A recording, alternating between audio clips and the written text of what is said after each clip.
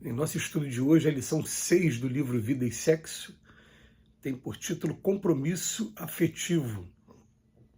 O dever íntimo do homem fica entregue ao seu livre-arbítrio, o aguilhão da consciência, guardião da probidade interior, o adverte e sustenta, mas muitas vezes se mostra impotente diante dos sofismas da paixão. Fielmente observado, o dever do coração eleva o homem. Como determiná-lo, porém, com exatidão? Onde ele começa e onde termina? O dever principia para cada um de vós exatamente no ponto em que ameaçais a felicidade ou a tranquilidade do vosso próximo. Acaba no limite que não desejais ninguém transponha com relação a vós. Item 7 do capítulo 17 do Evangelho segundo o Espiritismo. A guerra efetivamente flagela a humanidade, semeando terror e morticínio entre as nações. Entretanto, a afeição erradamente orientada, por meio do compromisso escarnecido, cobre o mundo de vítimas. Quem estude os conflitos do sexo na atualidade da Terra, admitindo a civilização em decadência, tão só examinando as absurdidades que se praticam em nome do amor, ainda não entendeu que os problemas do equilíbrio emotivo são até agora de todos os tempos na vida planetária. As leis do universo esperar-nos-ão pelos milênios afora, mas terminarão por se escreverem a caracteres de luz em nossas próprias consciências. E essas leis determinam que amemos os outros qual nos amamos. Para que não sejamos mutilados psíquicos, urge não mutilar o próximo. Em matéria de afetividade no curso dos séculos, vezes inúmeras disparamos na direção do narcisismo e, estirados na volúpia do prazer estéril, espezinhamos sentimentos alheios, impelindo criaturas estimáveis e nobres a processos de angústia e criminalidade, depois de prendê-las a nós mesmos com um vínculo de promessas brilhantes, dos quais nos descartamos em movimentação imponderada.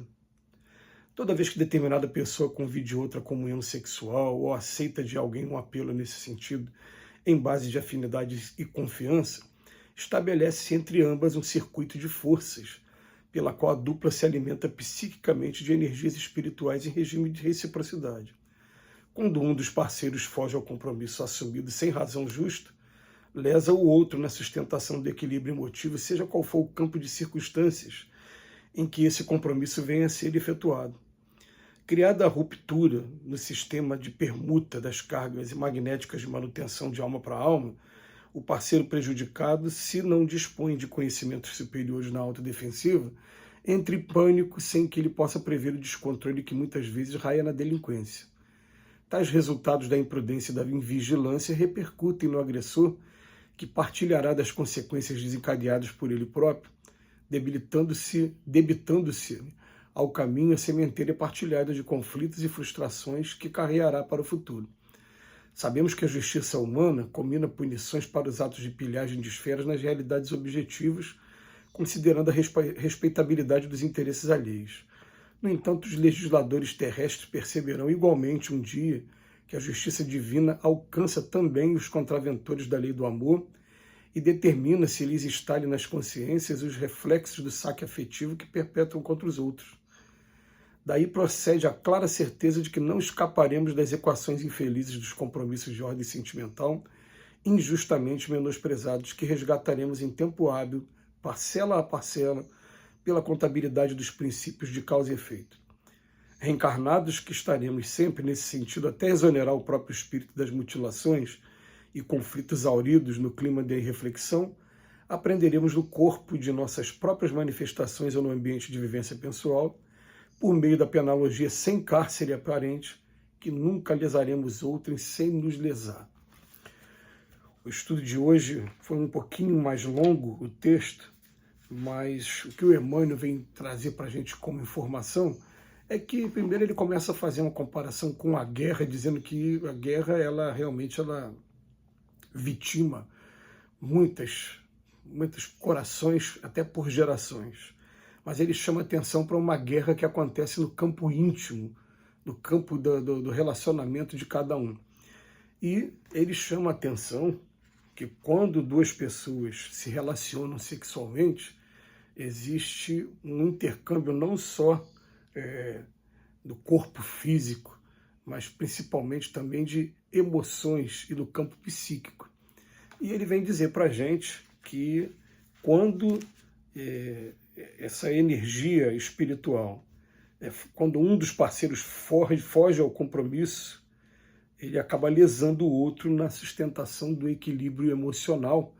E isso, num primeiro momento, pode ser até uma coisa assim imperceptível, mas que vai alterando o equilíbrio emocional, principalmente se a pessoa não tiver conhecimentos superiores na autodefensiva, como diz aqui o Emmanuel. Então, uma vez nós ouvimos de uma palestrante querida que quando a gente se relaciona sexualmente com alguém, é como se você entregasse para ela, vou fazer uma comparação, né? Entregasse para outra pessoa o cartão do banco seu com a senha para que a pessoa utilize a hora que ela quiser. E eu fiquei pensando, se eu fizer isso com meus amigos, vai ter gente que vai falar para mim assim, não, esse cartão é seu, não me pertence, vai me devolver. Vai ter gente que vai deixar o cartão guardado e vai ter gente que vai realmente, efetivamente, lá usar, fazer saques, fazer operações na tua conta. Quando existe o relacionamento sexual entre duas pessoas, existe um intercâmbio perispiritual. Você está tendo acesso ali a uma senha mais profunda do outro. Por isso que diz lá no Velho Testamento, né, que é uma só carne, quando vai falar da união de Adão e Eva. Né? Então, o que acontece? A gente percebe até que muitos casos de obsessão, eles acontecem porque a pessoa tem uma facilidade de chegar até aquele espírito, porque ela tem essa senha perispiritual, e principalmente se ela tiver sido lesada, ela vai ter essa senha perispiritual para poder estar investindo ali num processo de aprendizado para aquele espírito que ainda está cometendo os delitos de maneira inconsequente e sem conhecimento. A gente lembra também no livro Entre a Terra e o Céu, de André Luiz, uma informação que até pouco tempo não teria muito valor para a gente, mas que agora passou a ter valor. Ele falava que os processos obsessivos em decorrência dos conflitos de relacionamento sexual aqui na Terra superam em muito os números de qualquer pandemia. A gente não ia saber dizer o que é uma pandemia até 5 anos atrás. Agora nós sabemos o que é uma pandemia e o estrago que ela faz. Então, pegando aquela informação do André Luiz, quantos casos e casos vão sendo perpetrados, e o Emmanuel chama atenção para que esse tipo de casos, né, ele fala que resgataremos em tempo hábil, parcela a parcela, pela contabilidade dos princípios da causa e efeito. Ele veio até chamar a atenção que o nosso Código Penal aqui na Terra, os nossos legisladores têm a preocupação de catalogar alguns crimes, mas que esse não tem como a gente catalogar no Código Penal, mas não escapa de forma alguma da lei divina, da justiça divina. E a gente tendo acesso a esse tipo de informação, a gente começa a ser convidado a fazer uma reflexão profunda do que foi a nossa vida e por que foi a nossa vida também nesse campo afetivo, nessa geração que a gente está vivendo, com todos esses conflitos. E a gente vai ter um trabalhinho, todos nós, a gente acredita que todos nós, sem exceção, vai ter um trabalhinho de rever conceitos, de preparar conceitos para daqui para frente, porque a gente sabe que a exploração em torno do tema sexo e os desvios da sua finalidade foi uma característica, está sendo uma característica ainda muito grande, principalmente com relação ao mundo capitalista, mas agora a gente começa até a entender por que a gente encontra tantos resgates dolorosos de relacionamento aqui na Terra, tantos relacionamentos que achavam que ia ser de uma maneira e que não foram, abandonos no meio do caminho, dos compromissos, quando tem filho principalmente, né? Aparece o filho, aí o filho acaba ficando com uma pessoa só, tem as separações e os divórcios, e também os vários problemas também, até no campo do sexo mesmo, do ato em si, com os problemas que são decorrentes ainda kármicos, frigidez, enfim. E a gente vai começar a partir de agora a também postar o nosso comportamento dentro da lei divina para evitar essas complicações kármicas para o futuro. Muito obrigado, Emmanuel, pelas reflexões, e a gente pede a Jesus que nos abençoe hoje e sempre.